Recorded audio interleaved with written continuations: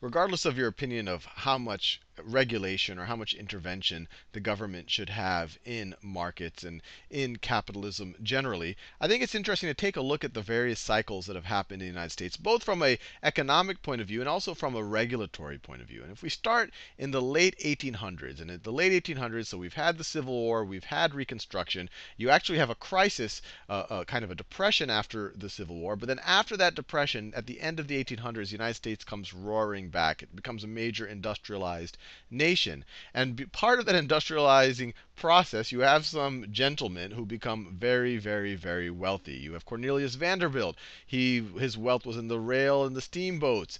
John D. Rockefeller, known as by some people as the historyist, not the historyist, the wealthiest man in history. And that may or may not be the case, but he was definitely the wealthiest man in American history. And if you inflation adjust, so if some accounts will say he had $1.5 billion, you might say, wait, I know of people who have more than $1.5 billion. But if you inflation adjust the amount of money that John D. Rockefeller had at the turn of the century, it comes out to $400 billion to $600 billion. So this is a lot more than anyone that we know of in present times. You have Andrew Carnegie in the steel business. His net worth, if you look at it in a present value basis, is approximately $300 billion. You have people like J.P. Morgan. And although his net worth, also a huge, huge amount, but where his power was really since he was kind of in control of the financial world at that time, his financial power was tremendous, maybe more than the type of power that these gentlemen could wield. That the amount of power that him and his associates controlled through their various holdings, some have said was amounted to the amount of wealth in all of the United States west of the Mississippi. So these are hugely powerful, hugely wealthy men, the type of power and wealth that we actually have not seen since. And you can decide what you think of these people. On some level, all of these people were, I'm sure they were good entrepreneurs. I'm sure they were hardworking. I'm sure they innovated in their own way. But they are also known for, back then, this might be what would have given fuel to someone like Marx, who would look at people like this and say, look, these people have so much power. Labor has no power compared to them. Some of the employees in some of these companies, it's hard to really, say that they are independent human beings. They're almost like slave labor. They live on the campus. They have no rights. People are dying while they're working for some of these organizations. So you can decide where you will, but the reality is that these people were hugely, hugely, hugely wealthy, hugely powerful. Now you fast forward to the early 1900s, and you start having a little bit of a backlash against these, I guess, the system in which these type of people can thrive. And you have Teddy Roosevelt comes to power in 1901, and one of the things, he's famous for many things, but one of the things he's famous for is being a trust buster. And when he talks about trust, a trust is really just a large corporation. And the idea is that, look, Standard Oil, you have essentially taken control of the refining and the oil industry in America. You have become a monopolist. You need to be broken up. This is anti-competitive. Remember, capitalism, for the capitalist's sake, for capitalism's sake, is maybe not that good of an idea. What we want is competition. What we want is innovation. What we want is incentives. And if you control everything and no one can compete, that's not helping anyone.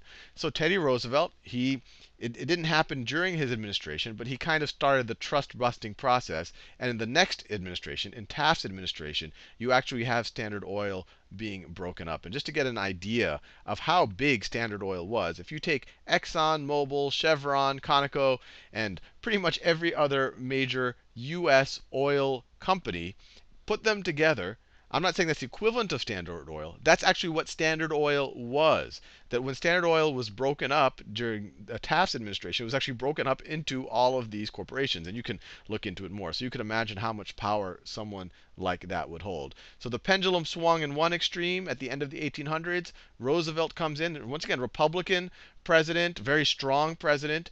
But he said, look, enough is enough. This is too much. This is not in the best interest of the American people. We need competition. Then you fast forward even more. In the 20s, you have this huge boom.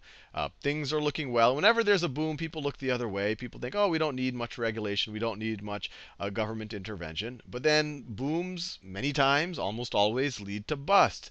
And then you have the Great Crash of '29, leads into the Great Depression. People are unhappy with Herbert Hoover.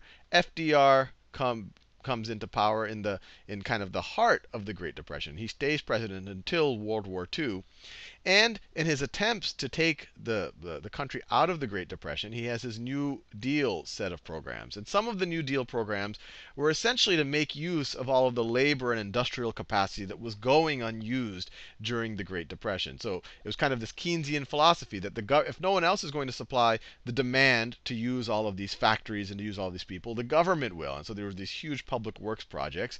But there was also regulation getting involved here to kind of stop some of the things that was perceived caused the boom and the bust. And so you have the Glass-Steagall Act, which is most famous for separating investment banking from depository institutions, essentially saying the same people who are taking your deposits can't on the other side take your deposits and gamble with them in the stock market. This is when Social Security passed. So this, once again, providing a safety net, going slightly in the socialist direction, saying, hey, look, we can't have, if we're a civilized, rich country, we can't have people going hungry in the streets. We can't have older people who've done their work, who've contributed to society. Now all of a sudden that we're in the middle of depression, we can't have them starving to death or not having them have at least a basic level of existence. So you have Social Security, safety nets coming into play.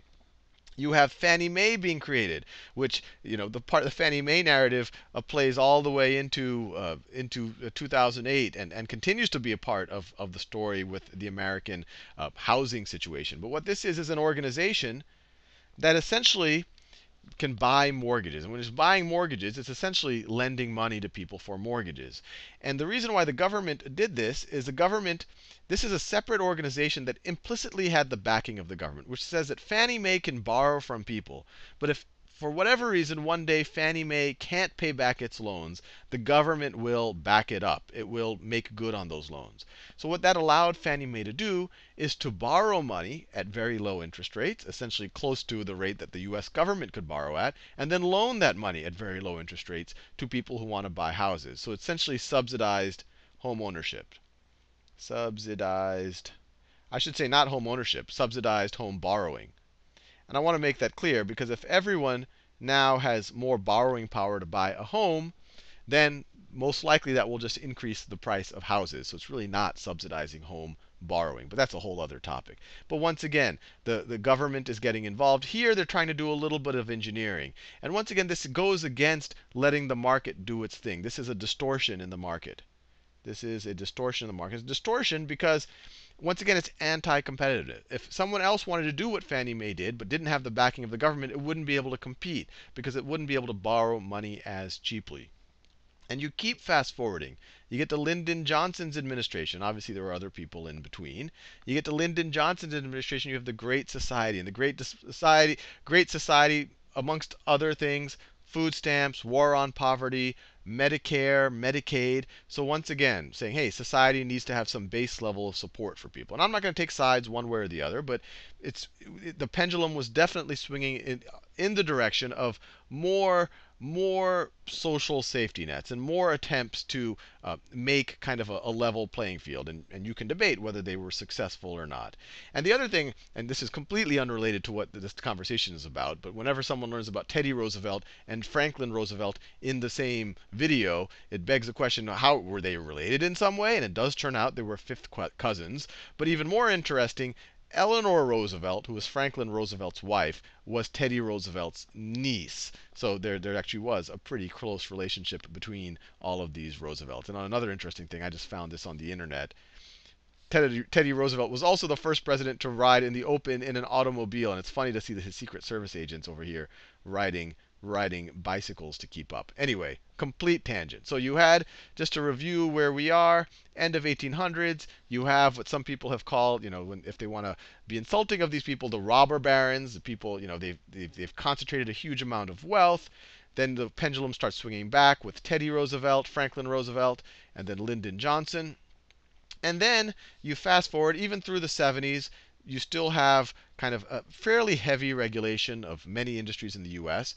Jimmy Carter, who's considered quite liberal, you have to give him, if you are anti-regulation, give him some credit. He actually deregulated the airline industry, and frankly, that's why it's hard.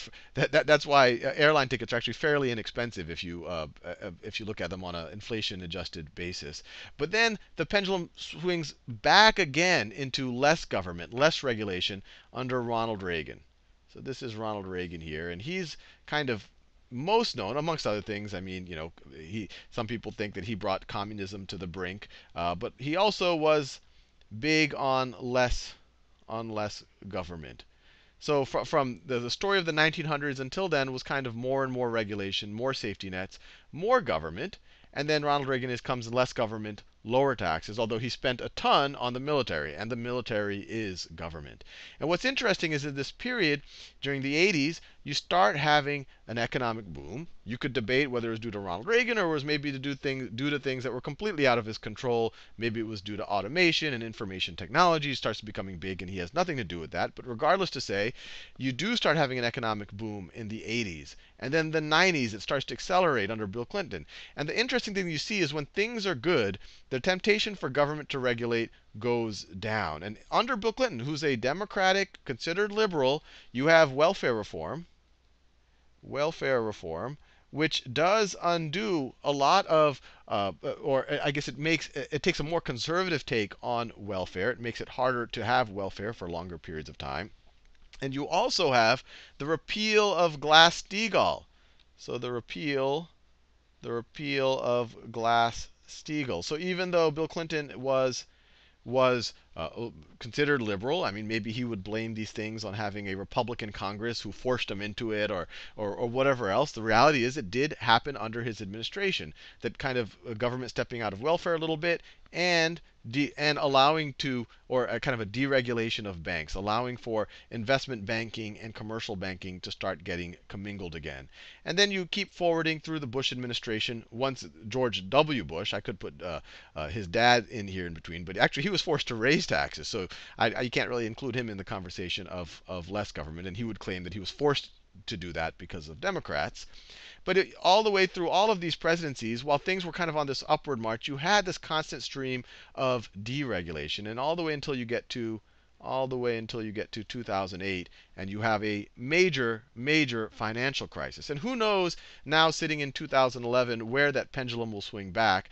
But there is a sense that maybe all of this went too far. And probably the worst signs of this is this whole idea that emerged during the 2008 crisis of too big to fail. Too big to fail, which is kind of the worst of capitalism and socialism. It's kind of like corporate welfare. It's like not only are you not giving benefit to those who want to innovate or do well, you have these huge entities that control so much wealth, that control so much of the economy, and they get there by taking huge amounts of risk. And as soon as they do incompetent, stupid things that put all of us at risk, the government comes in to bail them out, because it's essentially they're holding the economy hostage. If the government does not bail these characters out, they might take the entire economy with them. My sense is that they tried to scare the government a little bit more, to have the government believe that, so they do get bailed.